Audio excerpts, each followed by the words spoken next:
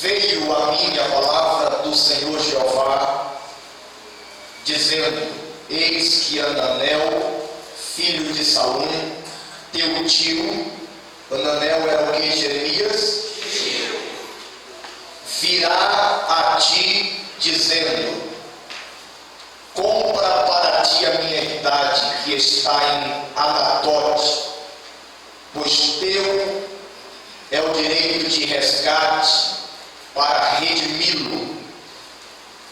Assim veio Hananel, filho de meu tio, conforme a palavra do Senhor Jeová, ao pátio da guarda, e me disse: rogo-te que me compres a minha herdade que está em Anatote, que está na terra de Benjamim, pois teu é o direito de herança e o de remissão.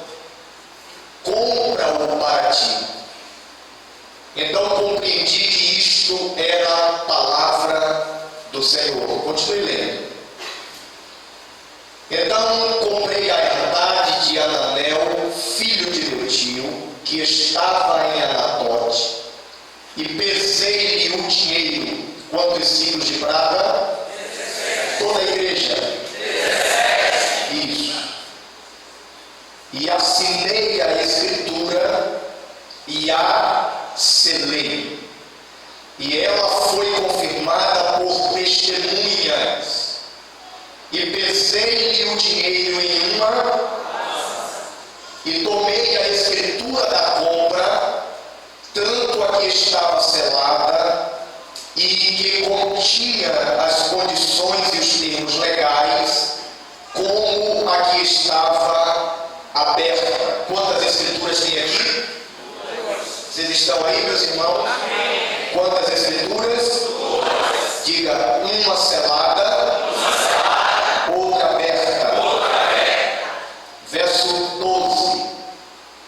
E a escritura da compra dei a Baruque, filho de Nerias, filho de Maazéias, na presença de Hananel, filho de meu tio, e na presença das testemunhas que assinaram a escritura da compra, perante os olhos de todos os judeus que estavam assentados no pátio da guarda. Assim diz o Senhor Jeová dos exércitos, o Deus de Israel: toma estas escrituras, a escritura da compra que está selada e a escritura que está aberta, e coloca-as em uma vasilha de barro, para que se conserve por muito tempo. Porque assim diz o Senhor Jeová dos exércitos, o Deus de Israel: ainda se comprarão casas, campos e vinhedos nesta terra. Diga: eu não entendi nada. Eu não entendi nada. Eu sei que não. Meus irmãos, nós vamos continuar o estudo do Apocalipse. Na quinta-feira passada, quantos estavam presentes? Glória a Deus. Que bom. Se você não faltar esse culto, meu irmão, se você não faltar esses cultos, na verdade, porque se você não vir em um, no outro você já vai aterrissar meio de paraquedas, né? Porque já é costume desta igreja há mais de 7 anos pegar o culto de quinta e transformá-lo em seminários, tá? Aqui acaba o seminário, termina outro. Isso é seminário. Estudar um assunto por vários cultos é seminário, tá bom? Então, na quinta passada a gente falou sobre a abertura dos 7 selos. Sim ou não? Sim. A abertura dos 7 selos, tá? Em Apocalipse, capítulo de número 6, tá? Deixa eu só relembrar aqui os selos rapidamente. O primeiro selo é o cavalo branco, que aponta para o anticristo, tá? Anticristo. Isso aqui é muito interessante você compreender, porque essa palavra antes, ela tanto quer dizer com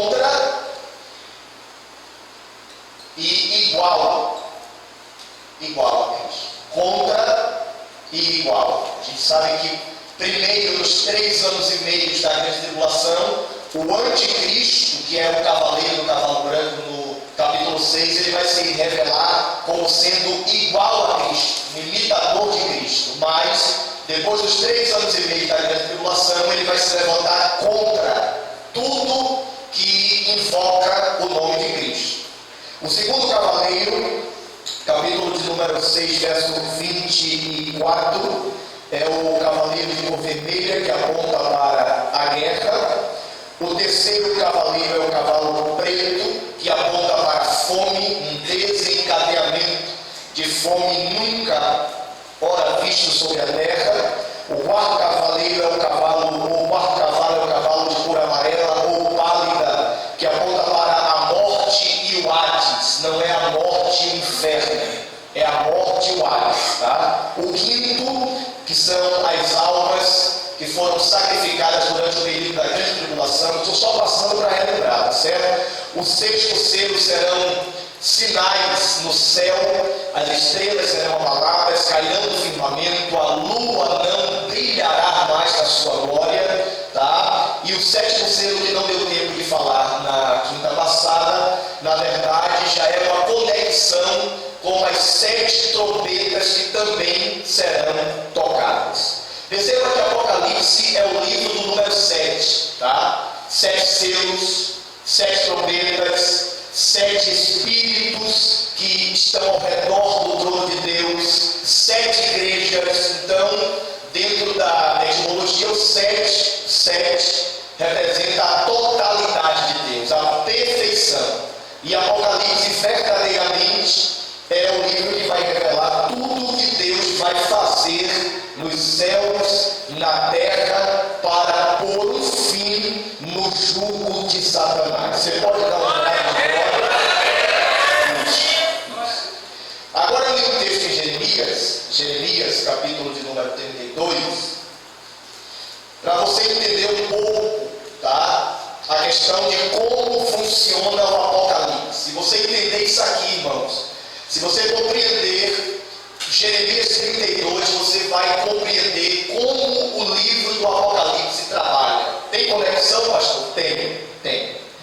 Primeiro que aqui em Jeremias, eu não sei se os irmãos perceberam, mas o livro está falando de um processo de compra de um terreno, não é verdade? Não é isso? A palavra Jeremias está literalmente em cativeiro, preso. Foi preso pelo rei Zedequias, tá? Rei de Judá, preso porque as profecias de Jeremias eram contrárias a todas as profecias que os demais profetas profetizavam. Qual era a profecia de Jeremias, pastor? A profecia de Jeremias era que Nabucodonosor destruiria Jerusalém. A profecia de Jeremias era que o rei Zedequias deveria se entregar, e isso não era bom aos ouvidos de Zedequias. Sendo assim, Zedequias ele prende o profeta no cárcere, no pátio da guarda. Mas interessante que mesmo preso, mesmo Jeremias preso, mas a palavra não está presa. A palavra, a revelação, ela vai até onde Jeremias está. Os homens podem até não aceitar o que Deus vai fazer, mas ninguém consegue deter o que Deus vai fazer. Os homens podem até questionar a palavra, questionar a profecia, principalmente quando ela é dura, só que seca-se a erva, cai a sua flor, mas a palavra de Deus permanece eternamente. E perceba que a revelação que é levada por Deus a Jeremias é: Jeremias, tem um tio seu que vai te procurar. Olha que revelação. Jeremias estava preso. Do lado de fora de Jerusalém havia um cerco do exército babilônico para invadir Jerusalém, como de fato invadiu. Então, do lado de fora, as fronteiras de Israel estavam cercadas. A terra seria tomada, o templo seria destruído, o santuário cairia, tudo seria destruído, meu irmão. Tudo, a cidade, o templo e tudo, como já estudamos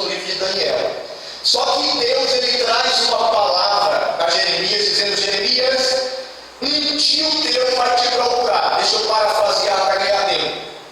Um tio teu vai te procurar e ele vai querer vender um campo a você. Ele vai te procurar para você comprar uma terra. Compra essa terra, Jeremias. Agora perceba que, humanamente olhando isso, irmãos, comprar uma terra, olha isso, comprar uma terra numa cidade que está para ser invadida e destruída é perda de dinheiro, sim ou não? Sim. Pergunta para o teu irmão, você compraria?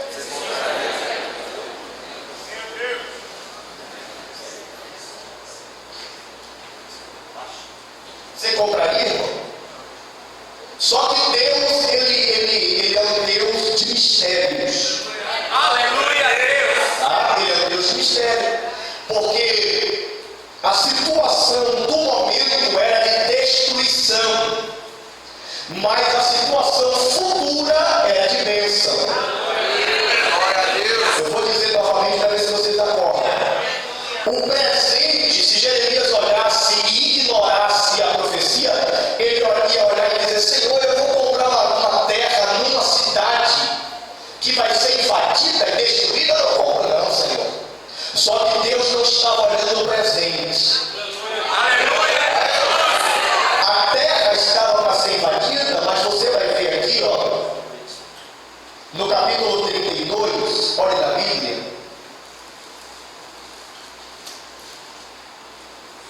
versículo de número 15, está escrito assim: porque assim diz o Senhor Jeová dos Exércitos, o Deus de Israel, ainda se comprarão casas, campos e vinhedos, aonde? Nesta terra! Então Deus está dando a Jeremias a possibilidade de Jeremias comprar uma terra por um valor barato, porque ela estava para ser invadida, destruída, ela já estava cercada. Então Deus estava dando a Jeremias a oportunidade de adquirir algo por um valor menor, mas que lá na frente seria uma terra boa, que daria outras casas, vinhedos, plantações, porque Deus é Deus de mistério. Eu vou repetir: Deus é Deus de mistério. Talvez se Jerusalém estivesse no ápice da sua paz, sem nenhuma possível invasão, Jeremias não teria condições de pagar por aquela terra, não teria. Mas Deus criou uma situação visando o futuro. Jeremias, compre, pague, pegue a escritura, guarde ela, porque lá na frente você vai ver que bênção será. Irmãos, antes de entrar nas revelações escatológicas, você precisa estar atento à direção que Deus está para te dar. Você precisa estar atento ao que Deus está trabalhando ao teu redor. Tá? Porque uma pessoa carnal, uma pessoa que interpreta tudo pela forma material, vai dizer: não, eu vou comprar, vou tomar prejuízo, Senhor. Eu vou pagar agora e o exército vai invadir, vai destruir, como de fato invadiu e destruiu. Só que a terra, irmãos, ela foi assinada e escriturada. Glória a Deus! Independente do que ocorresse na terra, Jeremias tinha documentos dizendo: a terra é minha. Glória a Deus! Eu comprei. Perceba que Jeremias não vai comprar na mão de qualquer um. Tenha paciência, tá? Tenha paciência. Capítulo 32. Glória a Deus! Versículo 8. Veja qual era a condição do tio de Jeremias. Ó. Versículo 8. Rogo-te que ele compres a minha herdade, que está em Anatote, que está na terra de... Terra da onde? Benjamim! Pois teu é o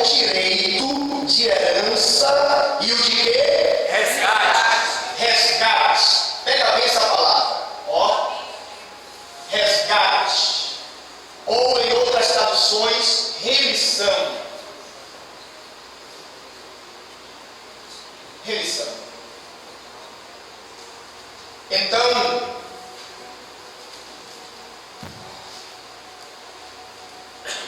Jeremias, eu falei quem? Jeremias era um parente remidor, ou parente resgatador, muito bem. Do seu tio, como era o nome do tio dele? Ananel. Salu não. Ananel, filho de meu tio. Salu, muito bem, Salu. Ananel era o filho do tio. Isso. Então, perceba que essa terra aqui, irmãos, essa terra que pertencia à família de Jeremias, sim ou não? Sim. Ela não podia ser vendida a qualquer um. Tá? Essa terra só podia ser vendida ao parente de Jeremias. Tá? A terra, Deus é tão bom, Deus é tão fiel, que mesmo quando os judeus passavam crises financeiras e começavam a se desfazer de casas e de bens, o Senhor ele jamais deixava a pessoa que vendeu algo sem a possibilidade de resgatar de novo. Vou repetir. Não chegou uma crise no Brasil? Vocês estão aí, irmão?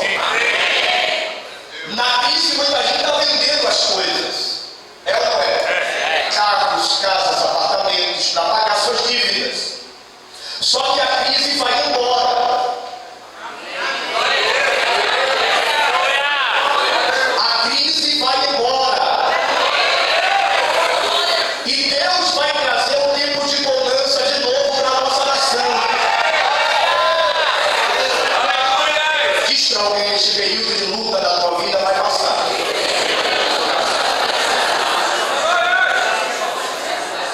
E Deus é tão lindo nos seus projetos e decretos, que mesmo na crise, quando alguém tinha que vender uma terra, uma propriedade, ele abria meios para a pessoa, depois que se reerguesse, resgatasse aquilo que perdeu. Isso era Deus dizendo aos judeus: nenhuma perda é para sempre. Você perdeu hoje, mas amanhã a minha presença vai restaurar você. Você vai recuperar.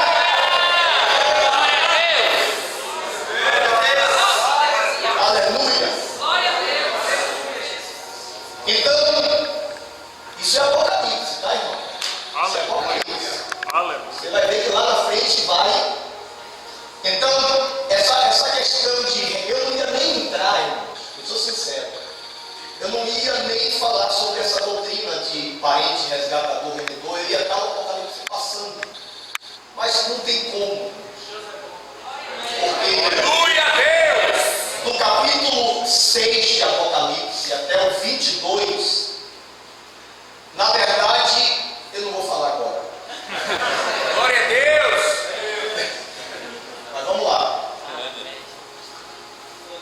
Então, essa doutrina de resgate, remissão, parente remidor. Então, quando alguém, irmãos, quando alguém empobrecia, tinha dificuldade, por exemplo, um estrangeiro, vamos lá, um estrangeiro foi morar nas terras de Israel, e o estrangeiro prospera e o israelita empobrece. O estrangeiro cresce e o israelita ele diminui, por exemplo. O israelita chegava para o estrangeiro e diz: compra esta terra. O estrangeiro perguntava: quanto é? X, como é aqui. Vamos lavrar as escrituras, tá? Só que no processo das escrituras existiam três três cláusulas. Quantas cláusulas? Três. Que dava àquele que vendeu o direito de resgatar a terra. Mesmo vendendo por estar passando por uma dificuldade, por uma crise, por uma prova, ainda dentro da escritura selada, guardada, existia três meios daquela pessoa resgatar a terra de volta. Por isso você vai ver o Jeremias, irmãos, o Jeremias pagando a terra. Pagou ou não pagou? Pagou. Pagou. Porque o parente resgatador ou remidor, ele tinha que ter condições de resgatar aquilo que foi perdido. Tá? Então, você vai ver o Jeremias pagando, só que Jeremias ele não vai burlar e nem pular as leis da época. Assim como no dia de hoje, quando você compra uma casa, quando você compra um apartamento, você paga e depois vai no cartório para receber a escritura. Ah, pastor, eu comprei um terreno, não tem escritura. Meio complicado. Toda a terra tem que ter uma escritura. Isso é bíblico, irmão. Isso é bíblico, está na Bíblia. E Jeremias, ele compra a terra, ele leva até as autoridades da cidade. E olha a loucura, porque lá fora, o inimigo quer entrar. E Jeremias está aqui dentro, cuidando dos negócios. Olha que loucura, irmão. Meu Deus. Irmão, Deus cria várias situações para te abençoar. Você que não enxerga. O segundo meio de resgatar o que foi perdido seria se esse irmão pobre viesse a enriquecer ou crescer. Aqui fala dos meios próprios.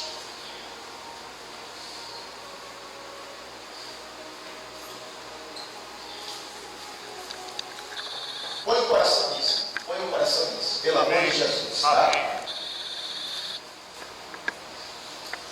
E o terceiro meio de resgate, está no verso 28. Mas, se as suas posses não bastarem para reavê-la, aquilo que tiver vendido ficará na mão do comprador até que ano? O jubileu. Até que ano? Jubileu. Porém, no ano do jubileu, sairá da posse deste, e aquele que vendeu tornará a sua Possessão. Então o jubileu ele era feito de 50 em 50 anos, tá? O jubileu. A cada 50 anos em Israel, tocava-se a trombeta, ano do jubileu. O que é que se faz? Toda a terra que foi perdida era devolvida àquele que perdeu. Tá? Seja porque ele ficou pobre, seja por qualquer circunstância que houve, mas tudo era devolvido no ano do jubileu. Então, quando alguém perdia uma terra, seja pela. Aqui eu errei. Vai aqui.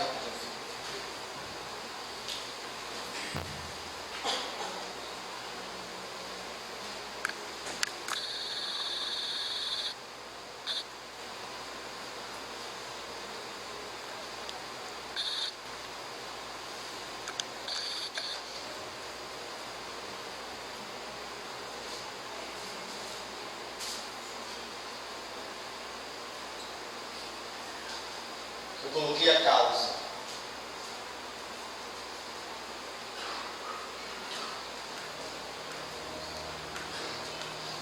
Aleluia, Jesus.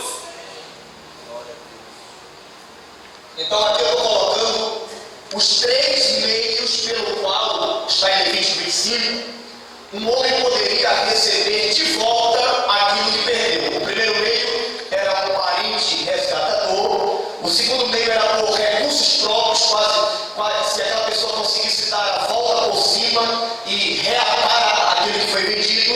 E o terceiro meio era o jubileu. Vamos lá, fala isso comigo. A primeira forma, a segunda e a terceira. Geralmente a terra era vendida quando alguém ficava pobre. Você só vende algo quando está precisando. Tá? Então, geralmente, o israelita só vendia a terra quando ele empobrecia. Quando ele ficava pobre, debilitado, precisando de alguma coisa, ele pegava o seu recurso e vendia. Tá? Só que, como eu expliquei, Deus, ele tinha um elo de justiça muito grande. Aliás, ele tem esse elo. Tá? Glória a Deus. Deus, ele não é aquele que deixa que no momento de fraqueza, no momento de desespero, de angústia, você vai cometer alguns erros, você vai fazer algumas besteiras, mas Deus vai trazer meios de restaurar você, irmão. Diz para alguém, profetiza para alguém, por favor, diga: a pobreza não dura para sempre. Diga para ela. Não entende que eu não estou falando apenas de uma pobreza financeira. Um homem que não tem a graça é pobre. Um homem que não tem a unção de Deus é pobre. Só que isso não é toda a sua vida, é só um momento. Deus vai mudar a história da sua vida. Mas se alguém profetiza isso, Deus vai mudar a história da tua vida.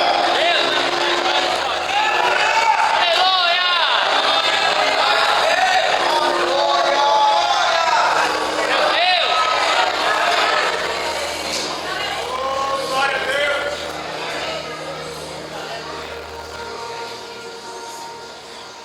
Sim, pastor. É.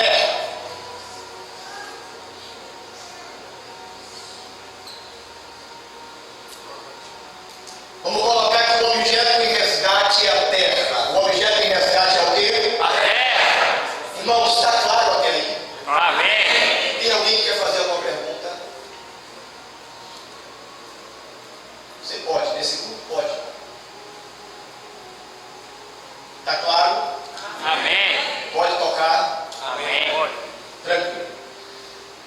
Irmãos, tipologicamente, vamos estudar isso tipologicamente, tá? Tipologicamente.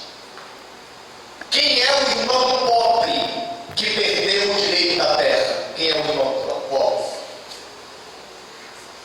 Quem é o irmão pobre? Adão. Adão. Deus, quando criou terra, mundo, animais, ele entregou o domínio disso a Adão. Adão está aqui. Criei uma terra, você vai dar nome aos animais, você vai dar nome, você vai plantar. Você não apenas vai plantar, você vai colher o que plantou. Tá? Você vai dominar. Você vai ser o cabeça. Eu estou te dando esta autoridade. Deus dá. É Deus que entregou isso a Adão. Aleluia. Só que Adão empobreceu. Satanás entra na história, engana Adão, engana Eva, que Eva engana Adão, e você já sabe o fim da história. E com o pecado, com a queda de Adão, este domínio da terra é passado para as mãos do diabo. Não é não, pastor? É sim. É sim. Satanás, irmãos, ele, por causa do pecado do homem, ele tem direitos na terra hoje. A terra antes do pecado nem espinho dava. A terra antes do pecado, os animais carnívoros, mesmo sendo carnívoros, não se alimentavam uns dos outros. Mas com o pecado, houve um abalo na cadeia alimentar, houve um abalo no mundo vegetal. A terra começou a produzir espinhos. O pecado teve um efeito devastador na terra e até hoje tem.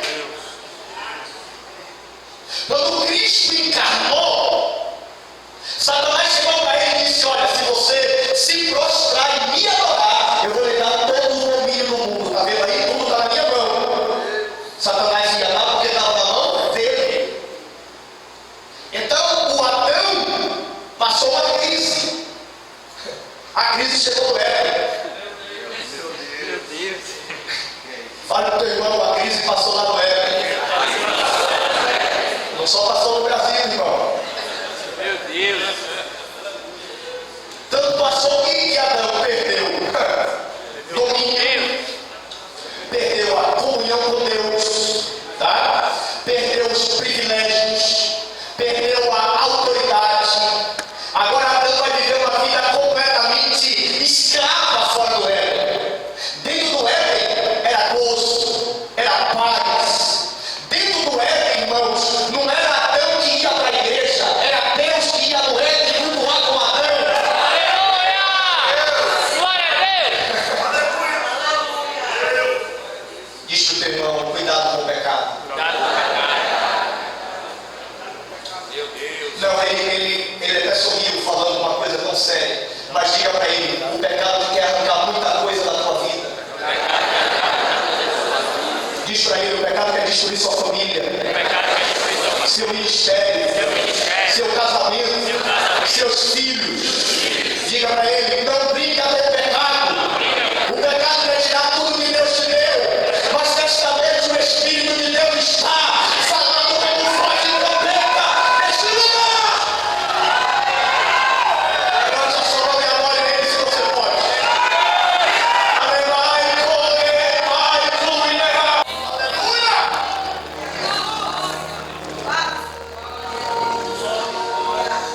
Então, com a queda do irmão pobre Adão, com o empobrecimento de Adão, com o pecado de Adão, o domínio passa para a mão do diabo.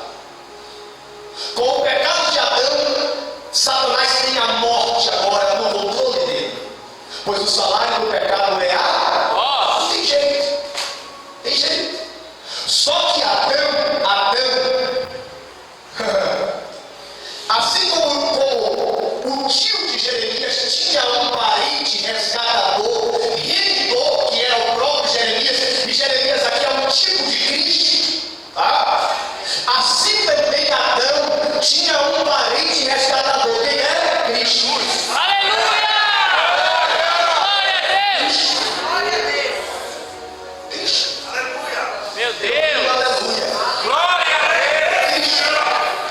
Meu Deus! Então, Satanás, quando derrubou Adão, quando empobreceu Adão, Satanás não esperava o parente remidor, Meu o Deus! parente resgatador, o irmão que viria e pagaria a dívida e tiraria a terra da mão do diabo e colocaria de novo nas mãos de Deus.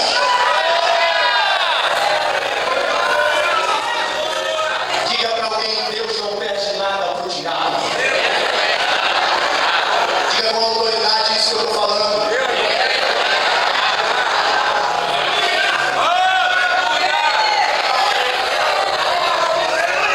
Glória! Aleluia! Aleluia a Deus!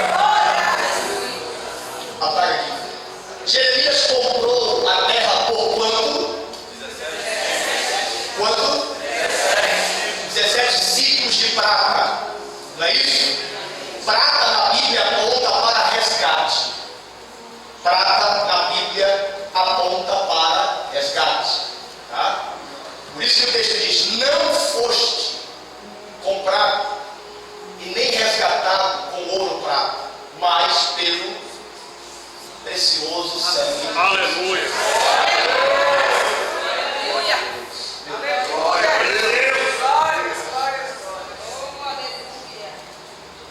Será que eles estão entendendo mesmo? Glória a Deus ali, não deixa se comer de libertar o céu.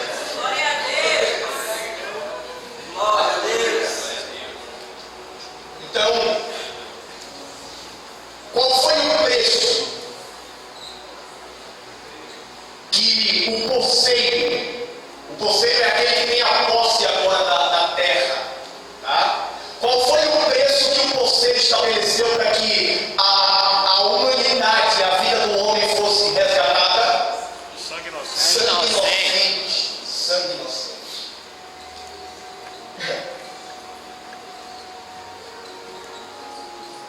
O diabo disse assim: quer resgatar a terra? Quer tirar o poder que eu tenho só com sangue inocente?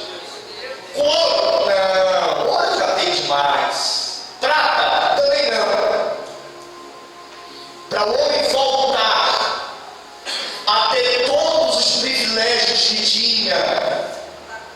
para o homem voltar a ter toda a autoridade que tinha, toda a comunhão que tinha com Deus, porque o pecado separou o homem de Deus, sim ou não? Sim. Qual é o preço, Satanás? Sangue inocente. Só que Moisés não tinha sangue inocente, Moisés pecou, não podia ser um resgatador. Jeremias também não, Isaías, Malaquias também não, nenhum desses, pois todos pecaram e destituídos foram da glória de Deus. Então perceba que agora nós temos um problema, porque Adão empobreceu, perdeu a terra, há 3 meios de resgate, só que o preço estabelecido não tem quem pague. Não há na terra ninguém com esta condição financeira. Daí você entende o canto de Apocalipse capítulo 5. E procurei no céu e na terra, e ninguém foi achado digno de abrir o livro. Porque ninguém podia abrir a escritura, porque ninguém tinha sangue inocente. Jesus! Meu Deus! E a divindade não tem sangue, irmão. Deus tem sangue? Não tem. Então, daí entra o conselho para resgatar. Olha o que eu estou falando de Apocalipse, irmão. Daí vai entrar o conselho no céu para fazer o resgate da sua alma. Porque agora quem vai? O texto que foi explicado, até que eu concordei aqui de uma forma muito violenta. Isaías capítulo 6. Quem irá? Quem há de ir por nós? Aí o verbo da partes, eu irei e serei um parente, resgata toda a igreja. Levante a sua mão mesmo sem entender nada. Eu quero que você dê um brado de glória, porque você tem um plano que é forte.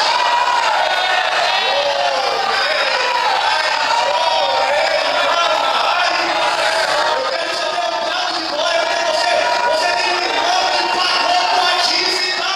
Oh, Jesus de Nazaré!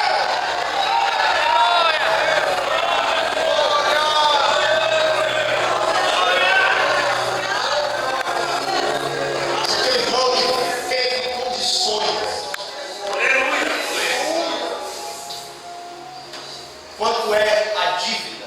Sangue inocente, eu aceito.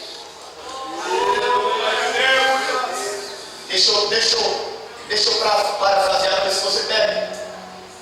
Eu vou trazer de volta o homem à comunhão. Aleluia! Glória a Deus. Eu vou trazer de volta a autoridade do homem. É por isso que o diabo entra na casa de alguns que estão me ouvindo aqui e arrebenta a sua casa, a sua família, e você fica prostrado. Jesus pagou o preço pelo pecado, mas a consequência eu tenho que pagar. Você não tem que pagar consequência nenhuma, rapaz.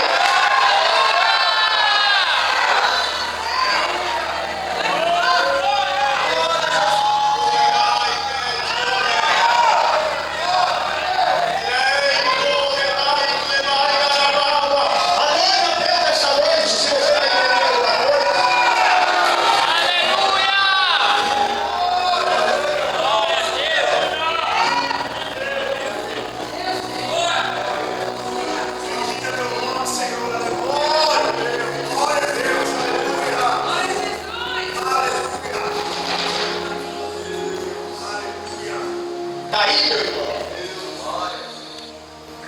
Cristo vem como cordeiro.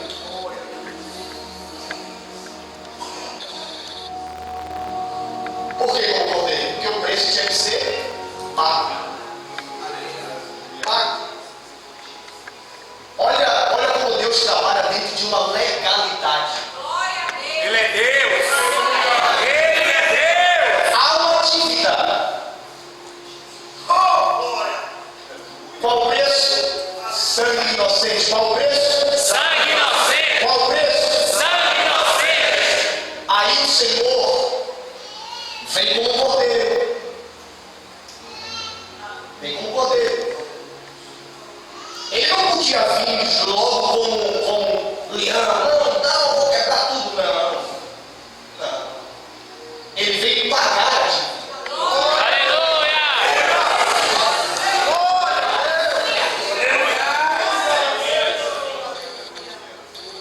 Qual era o preço?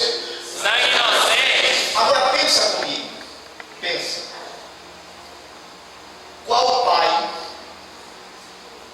pai que ficaria feliz em ver o sangue do filho na mão do inimigo? E o inimigo olhando para o sangue e dizendo: aqui o sangue dele. Qual pai? Meu Deus. Pensa.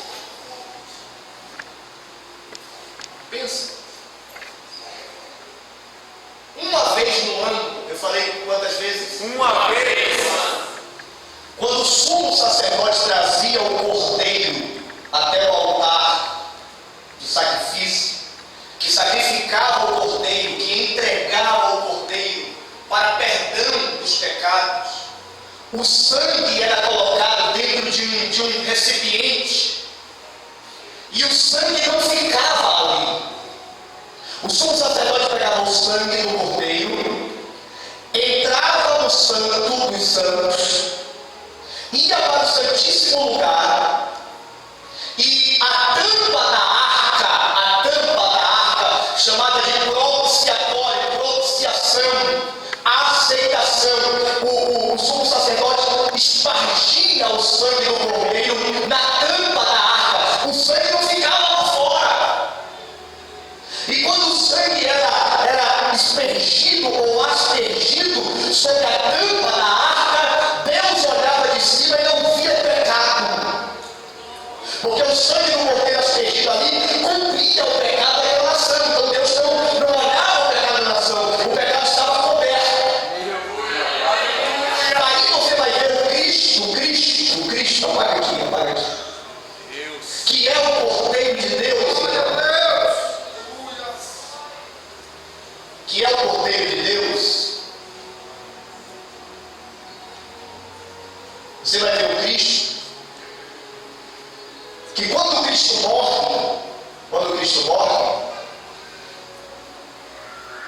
o sangue dele não vai ficar só aqui. O diabo não vai pegar esse sangue e vai dizer aqui, não. Ele sobe até a presença de Deus no tabernáculo celestial, porque lá em cima tem um tabernáculo, porque o tabernáculo de Moisés era uma cópia do tabernáculo que tinha lá em cima, tá? E o Cristo sobe com o sangue e apresenta diante de Deus, dizendo: Pai, está aqui, Pai. Pai, qual era o preço que Satanás, o porfeiro, estava exigindo para o resgate do homem? Sangue inocente, perfeito, está dizendo: aqui, Pai, eu te apresento o sangue que é melhor do que eu te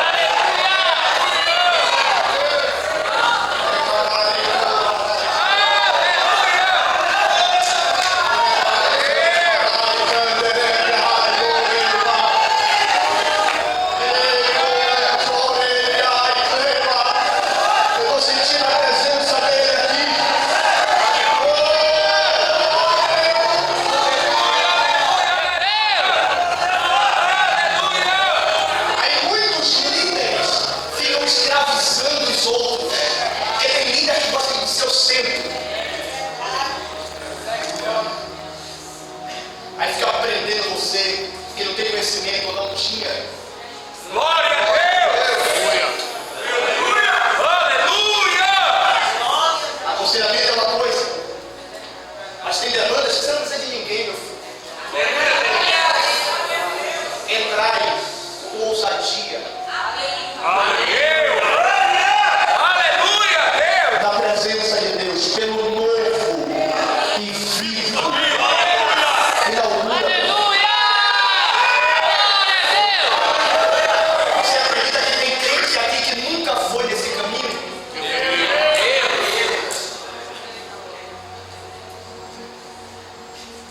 Nunca. Tem crente aqui que está me ouvindo que nunca passou por esse novo e vivo caminho. Nunca. Meu Jesus. Eles se contentam em ficar lá fora. Olha por mim. Vai lá por mim. Meu Deus. Não esquece de mim. Meu Jesus. Ajuda ele, Jesus. Jesus está dizendo, não, meu filho, vem.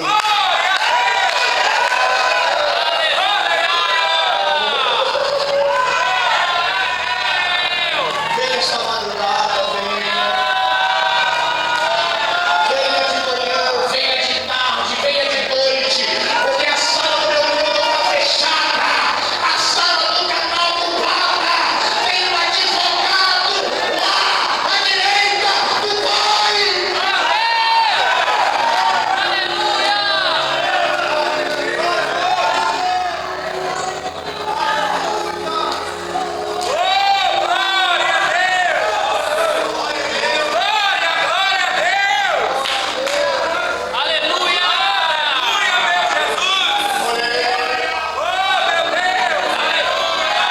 Vai adorar ou vai ficar chorando?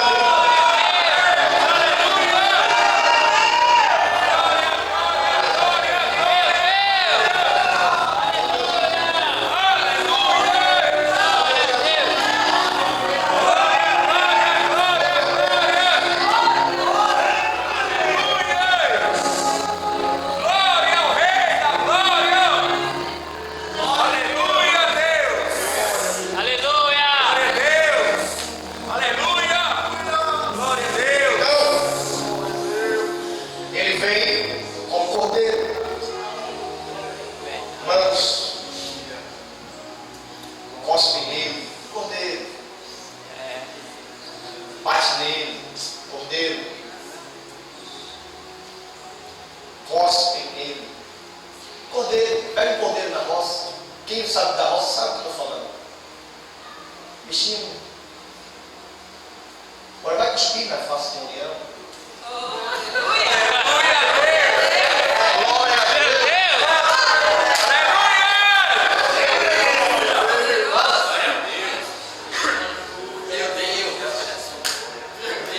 Vai fustigar o leão com a varinha, vai.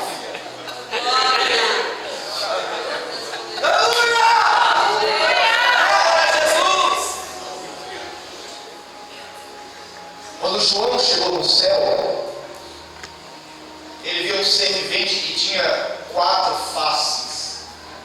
4. Homem, águia, bezerro e leão. Homem, águia, bezerro e leão.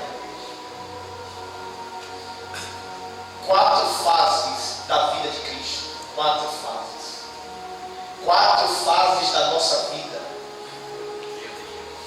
Há situações da sua vida que você vai agir como um cordeiro. Ninguém vai fazer o que quiser com você. Você vai. É isso. Aleluia! Escuta primeiro. Escuta primeiro. Ninguém vai caluniar você, vai arrebentar você. Não vai reagir, não, eu sou cordeiro. Aleluia! Só que o cordeiro muda a face.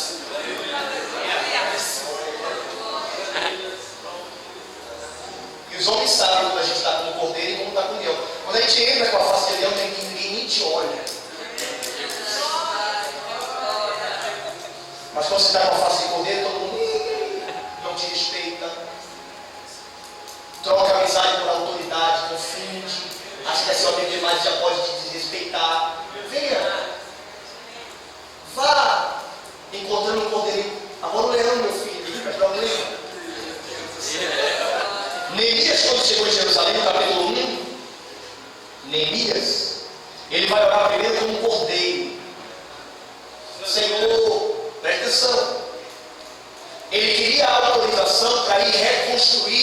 dos muros de Jerusalém. Então ele começa a orar no capítulo 1 com o quê? Poder. Senhor, perdoa nossos pecados, pecamos. Senhor, tenha misericórdia. Já viu um cordeiro orando?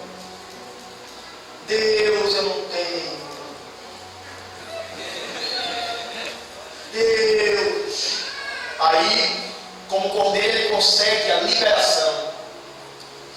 Vai para Jerusalém com uma autorização para reconstruir. Começa a levantar os grupos. Aí no capítulo 4, o Sanbalate, o Tobias e o Gesem começam. No capítulo 4 você vai ver que os inimigos começam a zombar dos reconstrutores. Ó. E o que fazem estes fracos judeus? E vão conseguir acabar? Acabando a obra em dia, ainda que acabe, uma raposa vai derrubar, irmão. Neemias tirou a face de cordeiro.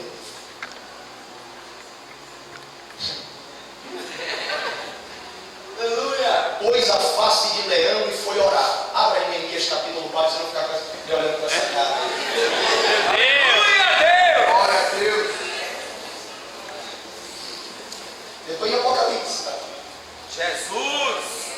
Hoje o culto vai acabar às 11 horas. Glória a Deus. Glória a Deus. Glória a Deus. Não murmura. Já estou acabando, é o quê?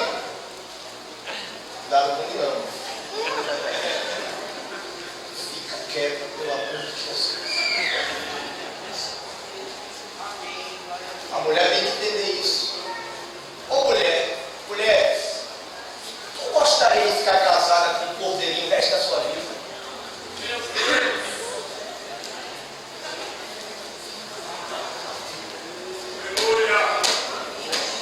Hein?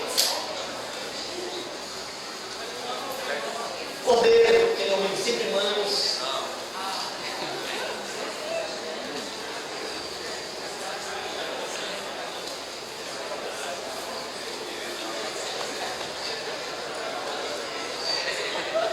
E olha que a mulher olha assim, tô com atitude, homem. Sabe o que ela traduziu? Sabe o que ela está dizendo? Vira um leão. Mas o homem é sempre um cordeirinho.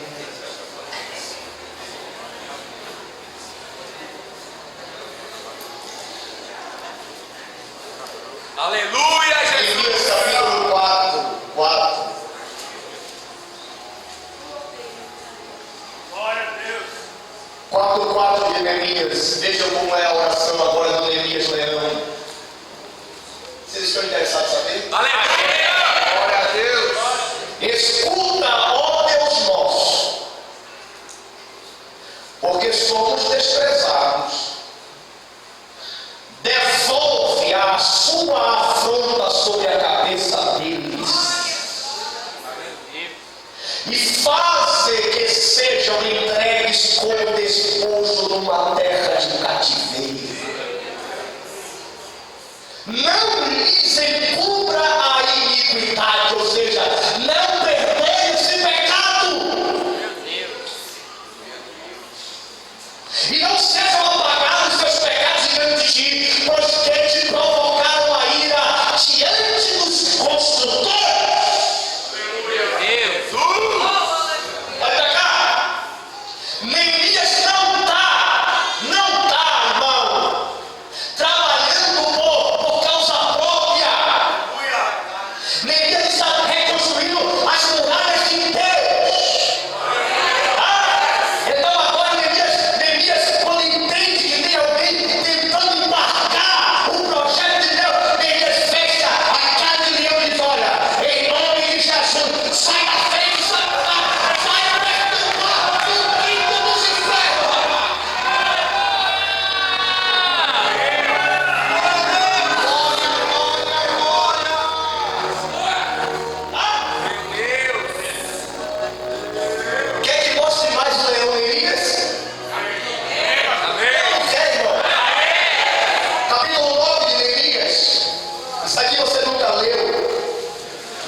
percebeu que você não leu o livro de Neemias mesmo?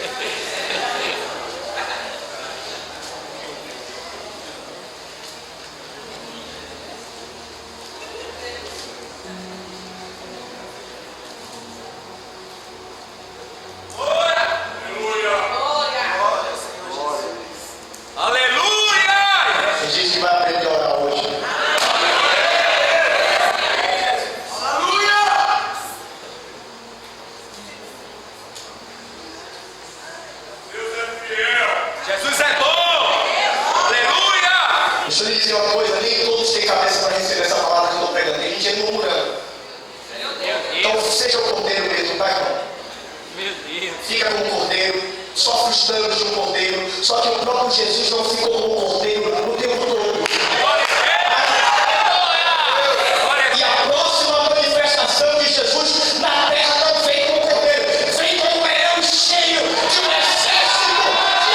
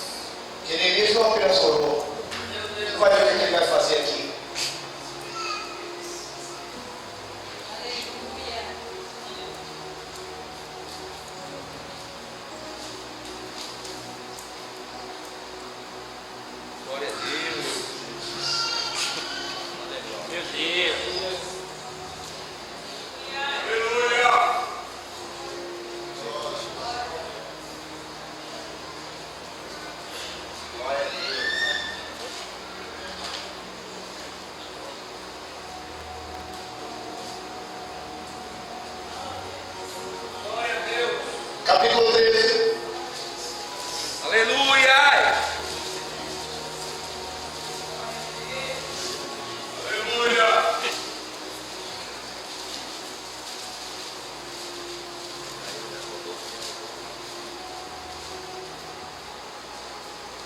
Glória a Deus!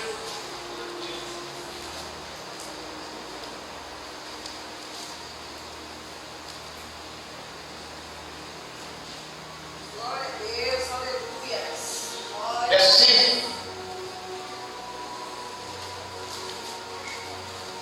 Verso 4, para você entender. Antes disto, o sacerdote Eliasibe, como era o nome do sacerdote? Eliasibe, encarregado da câmara dos tesouros da casa do nosso Deus, se tinha aparentado com Tobias. Diga, Eliasibe ficou parente de Tobias. Se você for para o capítulo 3, versículo 1, Eliasibe foi um sacerdote que edificou, restaurou a porta das ovelhas. Mas nessa ida e vinha de Neemias do templo, porque ele tinha que voltar para dar relatórios ao rei e voltar, o Eliasibe, que era sumo sacerdote, o sacerdote, pegou a filha dele e entregou para casar com Tobias. E depois que Neemias se ausenta, ele pega o próprio Tobias, inimigo número 1 de Neemias, e coloca para morar dentro do templo. Verso 5. E fizeram para este uma câmara grande, onde Deus se depositavam as ofertas de manjares, o incenso, os utensílios e os dízimos do cereal. Olha onde Tobias foi morar na casa de Deus. Meu Jesus. glória a Deus! Mas quando tudo isso aconteceu, eu não estava em Jerusalém. Porque no 32º ano de Artaxerxes, rei da Babilônia, eu fui até com ele, mas depois de certo tempo peguei licença ao rei e voltei para Jerusalém. E quando cheguei, soube do mal que Eliasibe fizera para beneficiar Tobias, fazendo-lhe uma câmara nos átrios da casa de Deus. Isto muito me doeu de tal maneira que atirei todos os móveis da casa de Tobias fora da câmara. E de imediato ordenei que se purificasse as câmaras e tornei a trazer para lá os utensílios da casa de Deus, como as ofertas de manjares e o incenso. Ou seja, o Neemias, quando chegou em Jerusalém, viu que o Satanás de Tobias estava morando dentro da igreja, dentro da casa. Quando ele fez, pegou a roupa, toda a mobília de Tobias e jogou fora dos santuários. Vai bagunçar lá fora, vai pecar lá fora. A casa de Deus é lugar de ordem. Glória a Deus! Que ali o Neemias está como um leão. E eu ainda não achei o texto que eu queria, porque em outro texto vai ver Neemias arrancando o cabelo de mim. Mas eu vou perder tempo para achar. Arranca. Já arrancou o cabelo de alguém?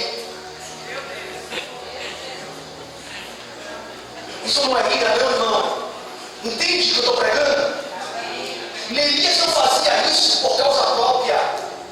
Ele fazia isso quando as coisas de Deus eram profanadas. É mesmo, minha filha? Achou, foi? No capítulo 13. 25.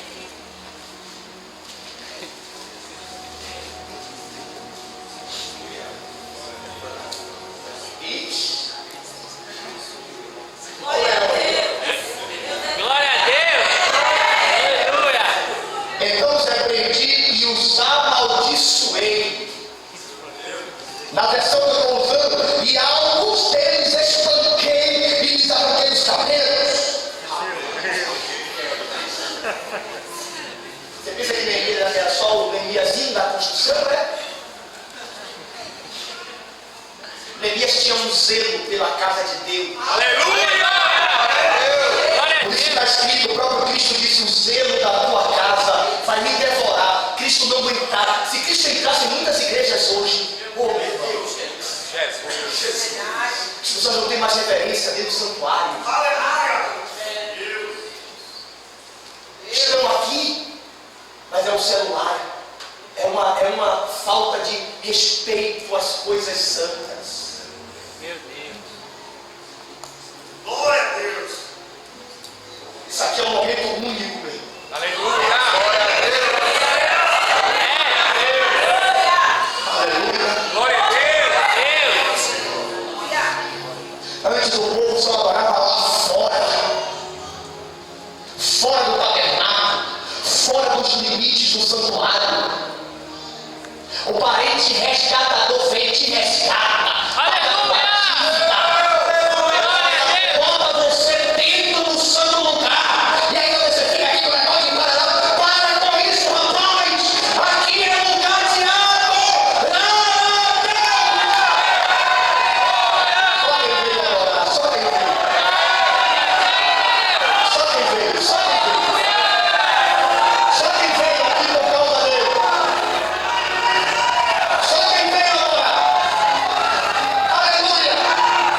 Aleluia. Aleluia. Aleluia!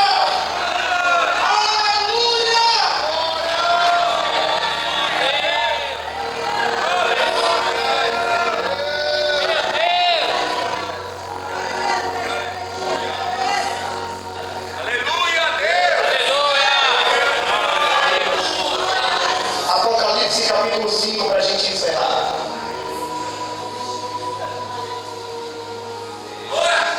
Vocês aguentam ouvir aí? Glória a Deus! Glória. Aleluia. Majestoso Senhor, aleluia. Ai, Jesus. Aleluia! Aleluia! Ai, Jesus. Aleluia. Aleluia!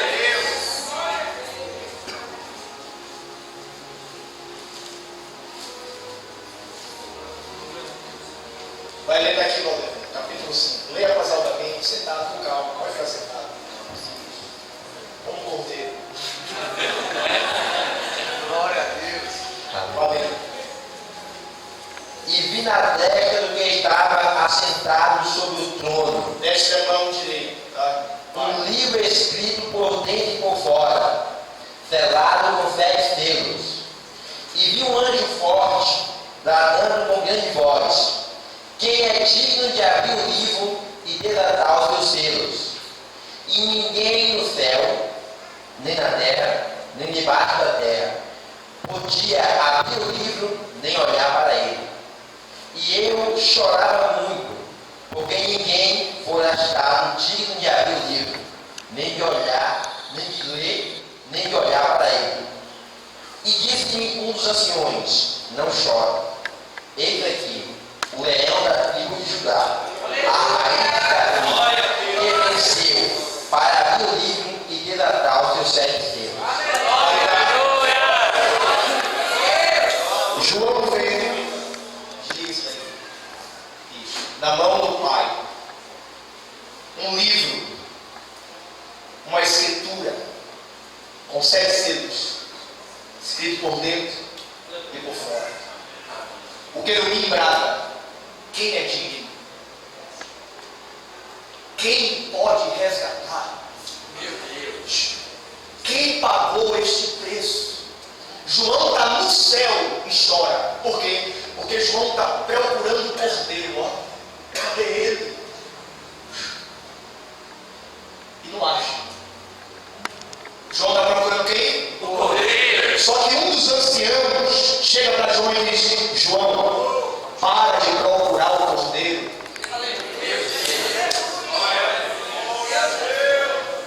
O leão,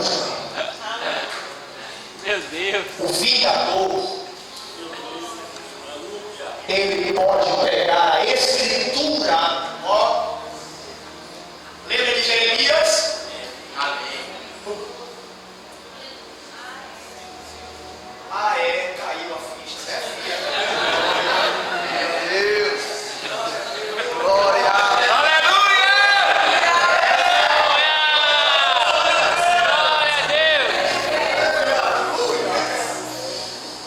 Glória a Deus! Quantos selos?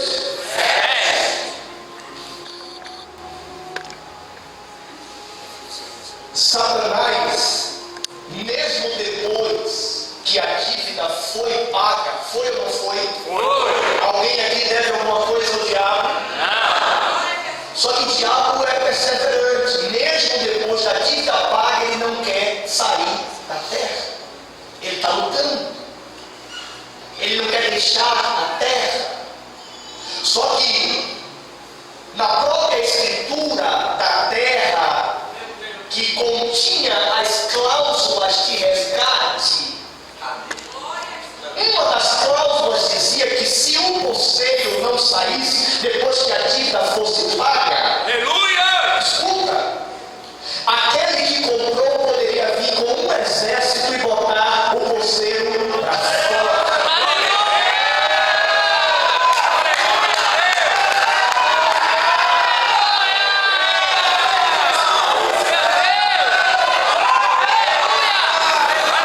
Aí na semana passada eu falei que o Cristo que agora vai morrer é leão, pegou a escritura na mão do Pai e disse: Pai, eu vou resgatar a terra, eu vou botar fome, eu vou botar peste, eu vou acabar com o domínio do diabo lá embaixo.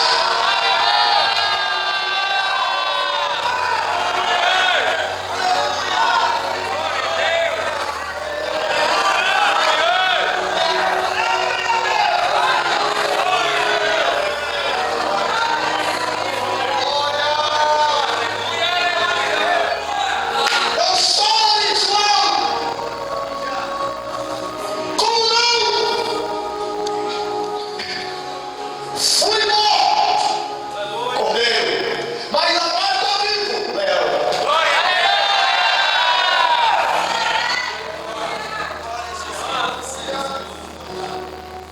Da escritura.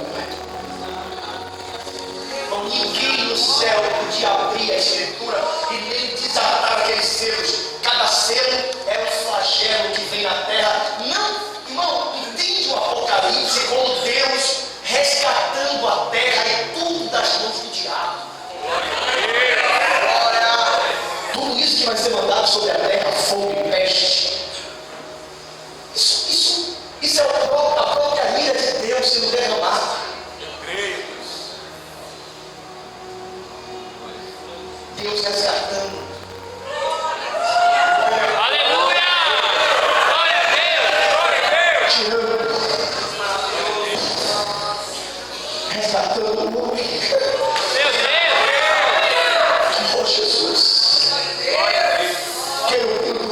abrir porque não pagou o preço. Serafins não podia abrir os selos porque não pagou o preço para isso. Mas o Cristo pagou.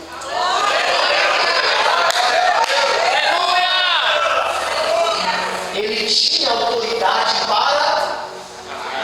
Tem coisas na tua vida que você não tem autoridade para abrir porque você ainda não pagou o preço.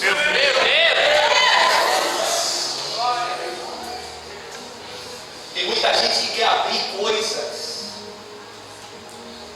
só que você não paga preço nenhum.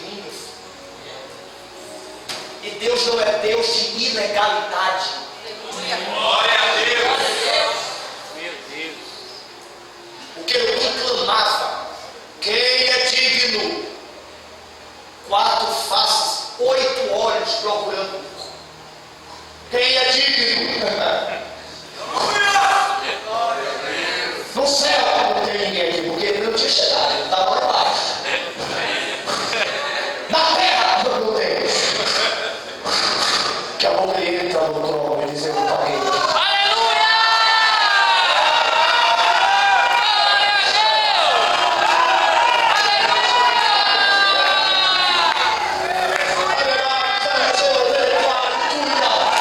Me dá aqui a escritura nas minhas mãos e começa a abrir o selo.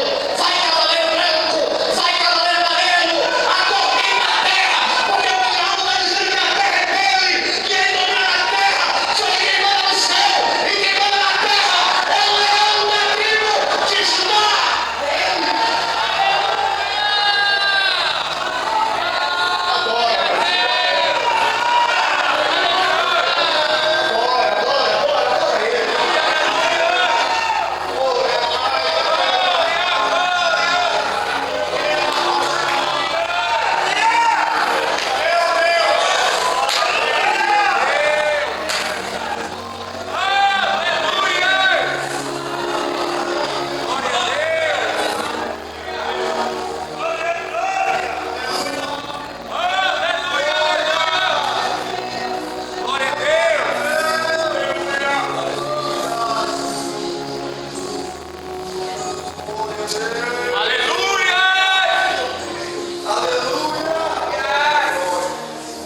Imagina o Cristo entrando naquele tribunal, o Pai, o anjo forte, e o Cristo entrando, João vendo.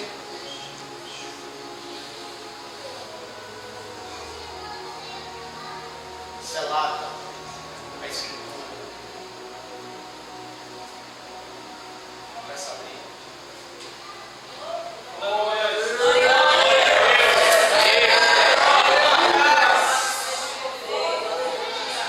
Aí ele vai mandar os 7 selos, o diabo vai ficar aqui, enganando a muitos, perseguindo a igreja. As 7 trombetas vai tocar e o infeliz vai estar aqui. Cristo vai reinar 1000 anos. Nesses 1000 anos, o demônio é aprisionado, mas depois de 1000 anos ele é solto e ainda vai seduzir a muitos. Só que aí o Cristo vai dizer: agora está na hora de botar o teu selo para. Aleluia! Glória a Deus! Reúne esse exército que não está entendendo muita coisa, mas reúne esse exército.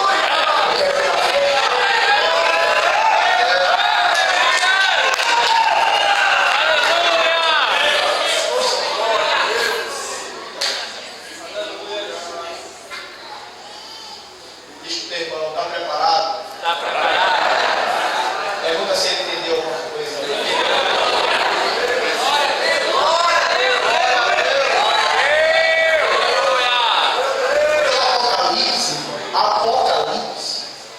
Apocalipse, do capítulo 6, porque do capítulo 6 começa a grande tribulação até o capítulo 22, é todo o processo que o parente remidor, que é Cristo, vai fazer na terra para resgatar ela.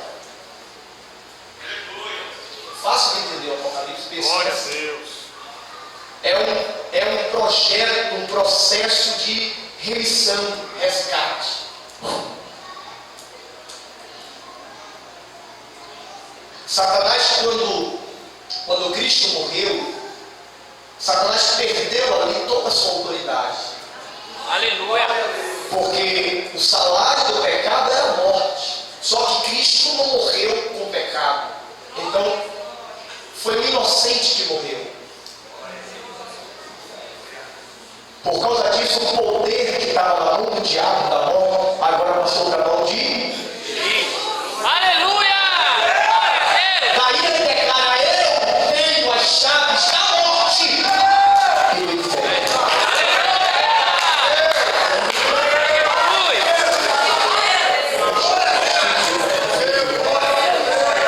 Aleluia.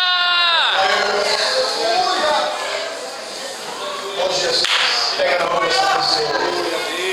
Aleluia. Oh, glória a Jesus. Glória a Deus. Oh, glória a Deus. Oh, glória a Deus. Aleluia. Glória a Deus. Oh, aleluia. Glória. Oh, glória a Jesus. Dá para você adorar a Cristo por causa disso. Você foi resgatado, você tem um nome. Você não está ferido. Você não está perdido. Você não está ao léu. Você tem um dono.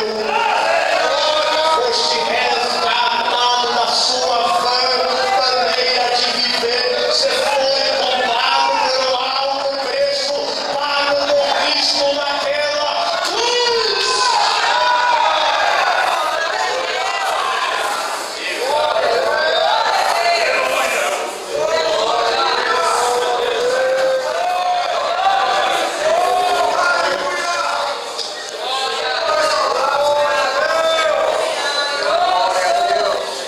Segura a mão desse sacerdote da gente orar. Oh, Jesus.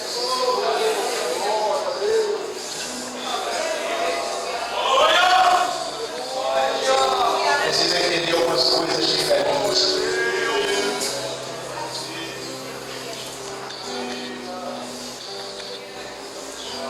Tem pessoas aqui aceitando o diabo bagaçar com a tua vida, fazer o que quer da tua vida,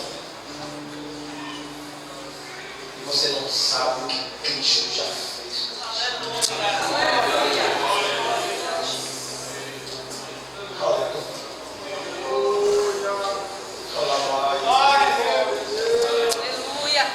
Vamos orar. Pai Santo, em nome de Jesus. Olha o teu povo, a tua igreja. A Ruth que foi remida, a gentia que ninguém queria. Que o irmão mais velho de Boaz disse: eu quero a terra, mas Ruth eu não quero. E o Boaz disse: para redimir tem que redimir a terra e redimir Ruth. Olha aí, Jesus. Muda a mentalidade. Tira da posição de escravo e coloca na posição